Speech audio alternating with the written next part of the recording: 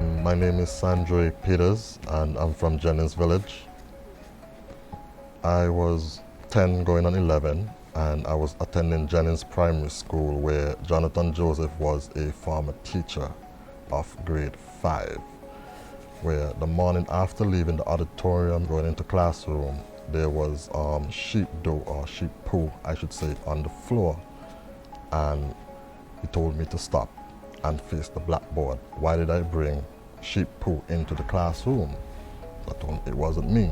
He kept saying it was me. Then he had a piece of wood that he keeps on the blackboard ledge, and he told me to turn around and face the blackboard.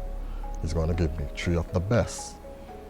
And I turned around reluctantly and he hit me 3 times. The first one was on my butt. The second one was more like my upper back to my lower back, along with the second one. And I proceeded to sit down, but during the course of the day I realized I kept shifting my weight around. It was very uncomfortable.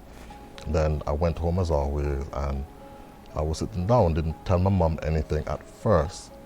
So it rolled over to another day and she asked me, why you keep sitting like that? So I'm like, oh, the teacher beat me. She's like, which teacher? I was like, Jonathan Joseph, he hit me. When he went to the doctor, he said, this isn't right, something isn't looking good. So immediately he told my mom to take me to do a x-ray. And we went and we did the x-ray and we went back to the doctor and he's like, this isn't good. You're gonna have to go to the Board of Education because this matter is damaging to me. And we left from the doctor's office that day and we went to Board of Education. And that's when upstairs was like the wooden structure and everything. And she went to the observer papers. She gave them the information. She even spoke to Slyj on ZDK and some other guys until we end up going into a court struggle with them. So it was at court twice. Nothing ever come of it since. Well, my life has changed drastically ever since. So my posture changed, the way how I walk changed. I can't do certain things to a certain extent. Even now, as an adult, I can't sit upright for too long. If I sit upright for too long, I feel a burning sensation and it goes up to my spine, goes up to my back, and it runs down to my leg and to the bottom of my feet. Constantly, every day, that's what I have to deal with. And I've been working with it. Even recently, when I've been to the doctor asked me, how am I still working? I've been working constantly with the pain over the years because I didn't really have much choice. And to me, I think if a man doesn't work, a man shouldn't eat. So for me, constantly, I have to work. And now I'm in this predicament. It's like, what exactly is my next step going from here? I don't know where I'm going. And it always takes me back to the same injury where I got hit. It was in 1999, so 20 years ago. I never seen him again until probably like a year ago.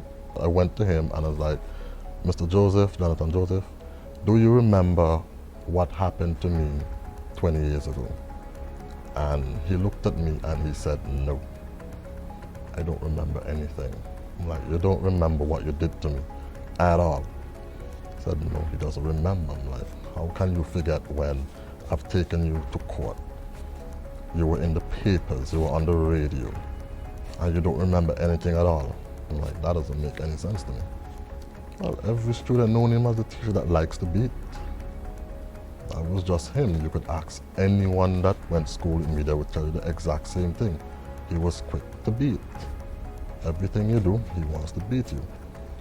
I don't think Jonathan Joseph has much of any empathy or much care, considering that what he did to me 20 years ago, and I went to him and asked politely if you remember anything, and he said no. That doesn't seem like a characteristic of anyone who has care in the world to me. Not for the country, not for anyone.